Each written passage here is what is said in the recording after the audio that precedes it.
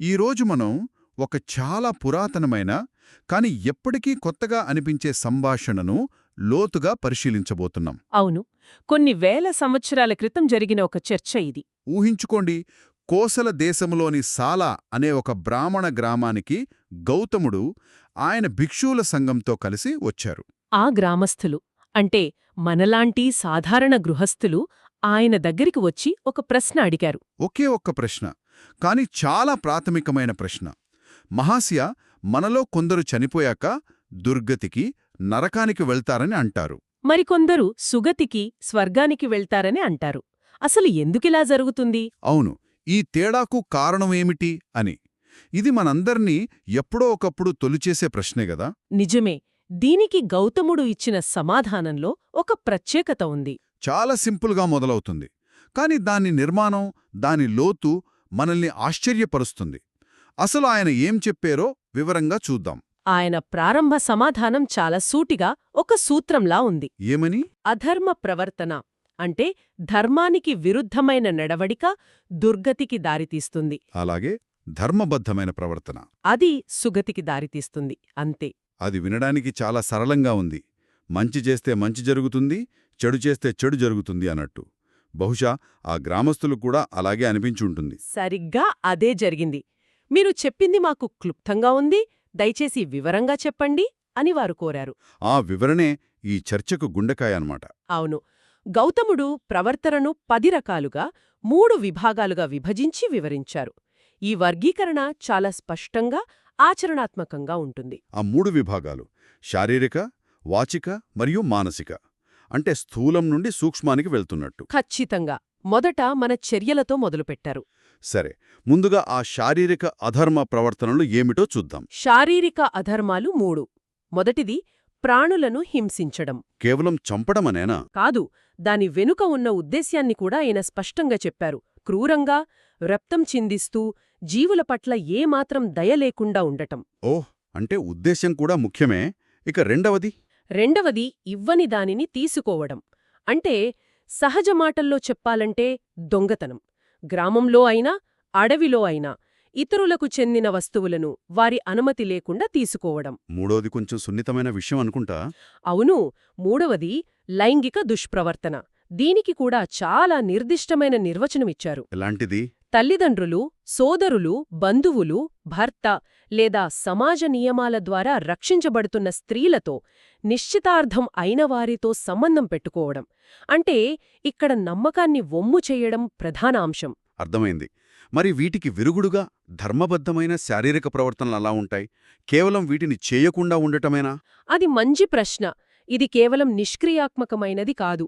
ధర్మబద్ధమైన ప్రవర్తన అంటే వాటికి వ్యతిరేకమైన గుణాలను పెంపొందించుకోవడం. అంటే ప్రాణహాని నుండి దూరంగా ఉండటమంటే ఆయుధాలను పక్కన పెట్టి దయతో, అన్ని జీవుల పట్ల కరుణతో నిండి ఉండటం. దొంగతనం చేయకుండా ఉండటమంటే ఇతరుల ఆస్తిని గౌరవించడం, ఉన్నదాంతో సంతృప్తిగా జీవించడం.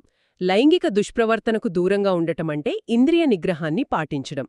ఇదంతా చురుకైన అభ్యాసం అన్నమాట. సరే, ఇక వాచిక ప్రవర్తనల విషయానికి వద్దాం. మాటలతో చేసే గాయం కొన్నిసార్లు అంతకన్నా ఎక్కువ బాధిస్తుంది కదా. నిజమే. వాచిక అధర్మ ప్రవర్తనలు 4 ఉన్నాయి. ఇవి మరింత సూక్ష్మమైనవి. మొదటిది అబద్ధం చెప్పడం. ఉదాహరణకు, ఒక సభలో సాక్షిగా పిలిచినప్పుడు తెలియకపోయినా నాకు తెలుసు అని, చూసినా చూడలేదు అని చెప్పడం. స్వప్రయోజనాల కోసం తెలిసి అబద్ధం చెప్పడం. ఇక రెండవది, ఇదిప్పుడు మన ఆధునిక ప్రపంచంలో మరింత ఎక్కువగా కనిపిస్తుంది. అవును. విభేదాలు సృష్టించే మాటలు. ఇక్కడ విన్నది అక్కడ చెప్పి వీరిని వారితో విడదీయడం. లేదా అక్కడ విన్నది ఇక్కడ చెప్పి వారిని వీరితో విడదీయడం. సరిగ్గా. ఐక్యంగా ఉన్నవారి మధ్య విభేదాలు సృష్టించి ఆ వివాదాలను చూసి ఆనందించడం. సోషల్ మీడియాలో నిత్యం చూసేదే ఇదే. నిజమే. ఆనాడు చెప్పిన ఈ సూత్రం ఈనాటికి ఎంత వర్తిస్తుందో చూడండి. నిజమే. ఇక మూడవది కఠినమైన భాష. అవును. ఇతరులను బాధపెట్టే, మొరటుగా, ఆగ్రహాన్ని రేకెత్తించే, అవమానపరిచే మాటలు. నాలుగవది వ్యర్థమైన కబుర్లు. సందర్భం లేకుండా, అవాస్తవాలు, ప్రయోజనం లేని విషయాల గురించి గంటల తరబడి మాట్లాడ్డం.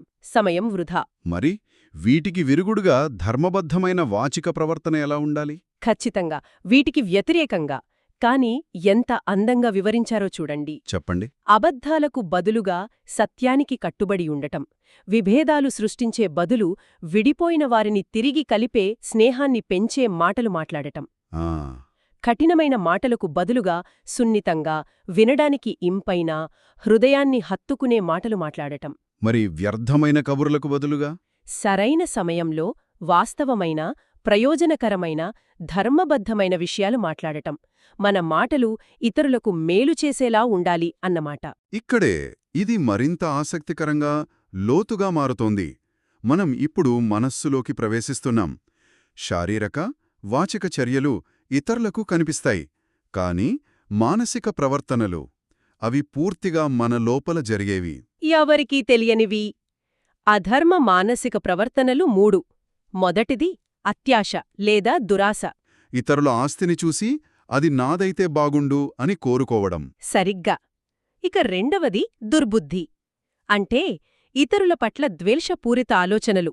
ఈ జీవులు నాశనం కావాలి అని కోరుకోవడం. ఇది చాలా తీవ్రమైన మానసిక హింస. అవును. ఈ రెండూ అర్థమయ్యాయి. కాని మూడవది తప్పుడు దృక్పథమనేది కేవలం ఒక అభిప్రాయంలా లేదు. ఇది మిగతా అన్నింటినీ ప్రభావితం చేసేలా ఉంది. మీరు చాలా ముఖ్యమైన విషయాన్ని పట్టుకున్నారు. ఇది కేవలం ఒక ఆలోచన కాదు. ఇది ఒక ప్రపంచ దృష్టికోణం. దాని గురించి నిర్దిష్టంగా వివరించారా? చాలా నిర్దిష్టంగా. దానం, త్యాగం వంటి వాటికి ఫలం లేదని నమ్మడం. మంచి చెడు కర్మలకు ఫలితముండదని భావించడం. ఈ లోకం, పరలోకం, పునర్జన్మ లేవని వాదించడం. ఒక్క నిమిషం. ఇది చాలా లోతైన విషయం. ఈ తప్పుడు దృక్పథమనేది మిగతా 9 అధర్మ ప్రవర్తనలకు పునాదిలాంటిది. అంటే చెప్పండి. అంటే కర్మకు ఫలితం లేదని నమ్మితే ఇక మంచి పనులు చేయడానికి, చెడు పనులు మానేయడానికి బలమైన ప్రేరణ ఎక్కడిది? ఇది మొత్తం నైతిక వ్యవస్థకే పునాదిని దెబ్బతీసినట్టు కాదా? ఖచ్చితంగా. ఇది విషపు చెట్టు యొక్క వేరులాంటిది. వేరు విషపూరితమైతే చెట్టు మొత్తం విషపూరితమవుతుంది. అందుకే గౌతముడి ఇతర బోధనలలో సరైన దృక్పథమనేది మార్గంలో మొదటి అడుగుగా ఉంటుందంటారు. సరిగ్గా చెప్పారు. సరైన దృక్పథమంటే కర్మలకు ఫలితం ఉంటుందని అంగీకరించడం, పునర్జన్మ ఉందని, స్వయంగా జ్ఞానం పొందిన మార్గదర్శకులు ఉన్నారని నమ్మడం. ఈ నమ్మకం ఉంటేనే మిగతా మంచి ప్రవర్తనలకు అర్థమొస్తుంది. మరి సరైన మానసిక ప్రవర్తనలు, దురాశ, దుర్బుద్ధికి విరుగుడేమిటి? దురాశకు బదులుగా అత్యాశ లేకుండా ఉండటం. ఇక దుర్బుద్ధికి బదులుగా సద్భావన. సద్భావన అంటే ఈ జీవులన్నీ శత్రుత్వం లేకుండా, బాధ లేకుండా, ఆందోళన లేకుండా సంతోషంగా జీవించాలి అని మనస్ఫూర్తిగా కోరుకోవడం. దీన్నే మైత్రీ భావన అంటారు. సరే, ఈ 10 రకాల ధర్మ, అధర్మ ప్రవర్తనలు చాలా స్పష్టంగా ఉన్నాయి. అయితే వీటిని పాటిస్తే స్వర్గానికి వెళ్తారు, పాటించకపోతే నరకానికి వెళ్తారు. కథ ఇక్కడితో అయిపోయిందా? లేక ఇందులో ఇంకేమైనా ఊహించని మలుపుందా? ఇక్కడే ఈ చర్చ ఒక కొత్త, చాలా ఆసక్తికరమైన మలుపు తీసుకుంటుంది.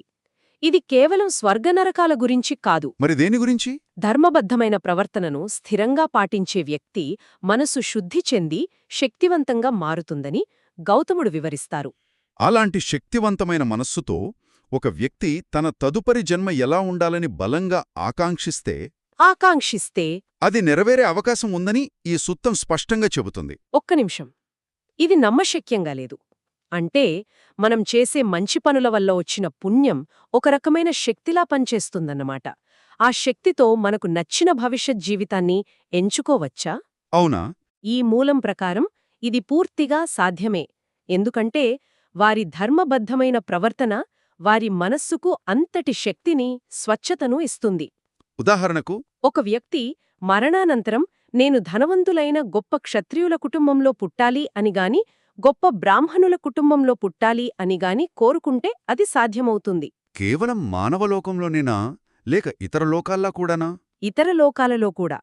ఈ జాబితా చాలా విస్తృతమైనది. తావతింస దేవతలు, తుషిత దేవతలు వంటి వివిధ స్వర్గలోకాలలో పుట్టాలని కోరుకోవచ్చు. కాని అసలు ఆశ్చర్యం ఇక్కడ మొదలవుతుంది. ఇంకా ఉందా? ఈ జాబితా ఇంద్రియ సుఖాలున్న స్వర్గాలతో ఆగదు. అంతకన్నా ఉన్నతమైన, సూక్ష్మమైన లోకాల వరకు వెళుతుంది. అంటే ధ్యానస్థితుల గురించా? అవును. ఉదాహరణకు శూన్యస్థానం మరియు నైవసన్యానాయతన వంటి అత్యున్నత ధ్యాన స్థితులలో పునర్జన్మ పొందాలని కూడా ఆకాంక్షించవచ్చు. ఆగండి, ఆ పేర్లు చాలా క్లిష్టంగా ఉన్నాయి. శూన్యస్థానం అంటే ఏమిటి? మామూలు మాటల్లో చెప్పగలరా? తప్పకుండా. శూన్యస్థానం అంటే ఏమీ లేదు అనే శూన్య భావనపై మనసును పూర్తిగా లగ్నం చేయడం ద్వారా చేరే ఒక ఉన్నతమైన ధ్యానస్థితి. అంటే అక్కడ భౌతిక ప్రపంచ స్పృహ దాదాపుగా ఉండదన్నమాట. ఉండదు. ఇక నైవ సంజ్ఞానా సంజ్ఞాయతన అంటే దానికన్నా ఉన్నతమైనది. అక్కడ స్పృహ ఉందా లేదా అని కూడా చెప్పలేని అత్యంత సూక్ష్మమైన ప్రశాంతమైన స్థాయి అది. ఇవి పూర్తిగా చేతనాస్థితులు. అంటే మనం చేసే ధర్మబద్ధమైన పనుల వల్ల మన చేతికి ఒక రకమైన రిమోట్ కంట్రోల్ వస్తుందన్నమాట. దానితో మన తర్వాతి జీవితం ఎక్కడ ఉండాలో నిర్ణయించుకోవచ్చు. అయితే ఈ లోకాలలో అత్యుత్తమమైన దానిలో పుట్టడమే అంతిమ లక్ష్యమా? ఎందుకంటే అది కూడా పునర్జన్మ చక్రంలో భాగమే కదా? మీరు అసలైన ప్రశ్నకొచ్చారు. కాదు, అది అంతిమ లక్ష్యం కాదు. ఈ సుత్తల్లోని చివరి భాగం అసలైన లక్ష్యాన్ని స్పష్టం చేస్తుంది. మరి అసలు గమ్యమేమిటి? ఈ ఉన్నత లోకాలన్నీ ప్రయాణంలో అందమైన మజిలీలు మాత్రమే, గమ్యం కాదు. అసలు గమ్యం విముక్తి. విముక్తి. దర్శనం ద్వారా లభించే విముక్తిని పొందాలి అని ఆకాంక్షిస్తే అది కూడా సాధ్యమేనా? అది కూడా సాధ్యమే. మళ్ళీ ఒక కొత్త పదం, ఆశ్రవాలు అంటే ఏమిటి? ఆశ్రవాలు అంటే మన మనస్సులో లోతుగా పాతుకుపోయిన మలినాలు, ముఖ్యంగా 3: ఇంద్రియ సుఖాల పట్ల కోరిక, ఉనికిలో ఉండాలనే తపన మరియు అజ్ఞానం. ఇవే మనల్ని పునర్జన్మ చక్రంలో బంధించి ఉంచుతాయన్నమాట. సరిగ్గా. ఈ ఆశ్రవాలను పూర్తిగా నాశనం చేయడమే విముక్తి అంటే నిర్వాణం. పునర్జన్మ చక్రాన్ని పూర్తిగా అంతం చేసి దుఃఖం నుండి శాశ్వతంగా బయటపడటమే దీని పరమార్థం. అయితే వీటన్నిటి సారాంశమేమిటి? మనం ఒక సాధారణ ప్రశ్నతో ప్రారంభించాం. సమాధానం ఒక స్పష్టమైన నైతిక చట్రంగా మన ముందు ఆవిష్కృతమైంది. ఇది కేవలం చేయాల్సినవి చెయ్యకూడనివి అనే జాబితా కాదు. కాదు, ఇది ఒక వ్యవస్థ. మన చర్యలు, మాటలు, ఆలోచనలు, చివరికి మన ఆకాంక్షలు కూడా ఎలా స్పష్టమైన పరిణామాలకు దారితీస్తాయో వివరిస్తుంది. ఇక్కడ అత్యంత ఆసక్తికరమైన విషయమేమిటంటే అంతర్గత స్థితులపై ఉన్న ప్రాధాన్యత. అవును, వాచిక చర్యలలో సగం మరియు మానసిక చర్యలు అన్నీ ఉద్దేశ్యం, మనసు యొక్క స్వచ్ఛతకు సంబంధించినవి. విభేదాలు సృష్టించాలనే ఉద్దేశ్యం, ఇతరులకు హాని జరగాలనే కోరిక, అత్యాశ, ఇవన్నీ లోపల జరిగేవి. అంటే మన గమనాన్ని రూపొందించడంలో మన బాహ్య చర్యల కంటే మన అంతర్గత ప్రపంచం మరింత శక్తివంతమైనదని ఇది సూచిస్తోంది. ఖచ్చితంగా. ఈ సంభాషణ ఒక ఆలోచించదగ్గ విషయాన్ని మన ముందుంచుతోంది. సరైన దృక్పథమంటే కర్మలకు ఫలితముంటుందని, ఇతర లోకాలున్నాయని, పునర్జన్మ ఉందని నమ్మడం. కానీ అంతిమ లక్ష్యం ఆ లోకాలలో తిరగడం కాదు, ఈ జీవితంలోనే ఆ చక్రం నుండి విముక్తి పొందడం. అవును. భవిష్యత్తు జీవితాలపై బలమైన నమ్మకం ఒక వ్యక్తి ఈ వర్తమాన జీవితాన్ని మరింత బాధ్యతాయుతంగా జీవించేలా ఎలా ప్రేరేపిస్తుంది? ఒకవైపు సుదీర్ఘమైన ప్రయాణం ఉందని నమ్ముతూనే, మరోవైపు ఈ క్షణంలోనే ఆ ప్రయాణాన్ని ముగించే అవకాశం ఉందని తెలుసుకోవడం. ఇది ఆలోచించాల్సిన విషయం.